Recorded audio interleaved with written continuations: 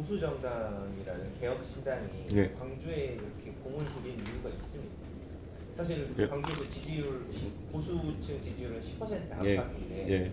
뭐 이유가 어디에 있는지 또 목표치를 어느 정도 잡고 계신지. 제가 예전에 국민의힘 전당대회 나와가지고 그때 연설을 광주에서 김대중 센터에서 했을 때 그런 얘기를 했습니다. 제가 1985년생이기 때문에 1980년 5월 광주에 대해서 어떤 책임도 부채의식도 없는 세대가 아마 제가 처음일 것이다. 그래서 그때 제가 만약에 보수정당의 대표가 된다고 한다면은 이제 드디어 저는 책임론에서 자유로워가지고 광주의 미래에 대한 얘기를 할 수 있을 것이다. 이런 얘기를 했습니다.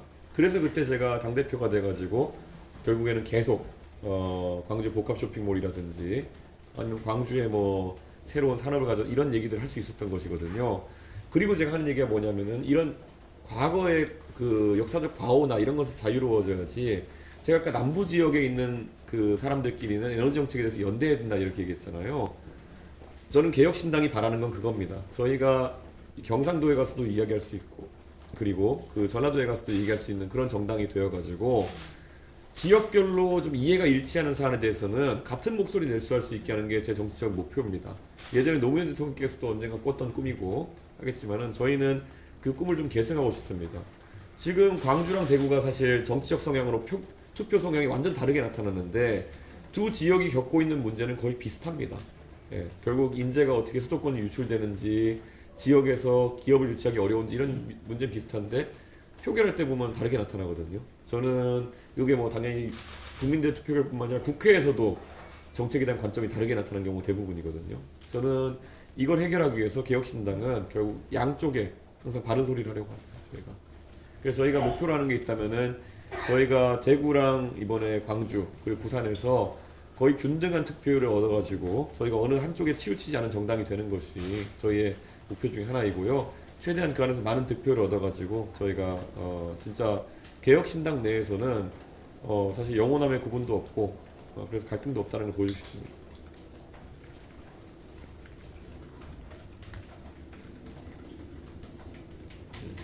최근 여론조사에서 예, 비호감도 예. 그러니까 좀 다른 후보에 비해 상당히 높게 나오셨는데 그 원인을 어떻게 분석하고 또 해결책을 어떻게 생각하고 계십니까? 그게 아마 제3지대 정당을 저도 이제 바른정당, 바른미래당 해봐서 또 이 경험이 있지만은 보통 그 비호감도 조사를 할 때 본인의 선호하는 사람이 아닌 사람에 대해서 이제 반대 때리고 시작하는 그런 경우가 굉장히 많거든요. 그래서 제3지대 정당 후보로 있는 사람들이 보통 비호감도 조사에서 굉장히 불리하게 나오는 경우가 있습니다.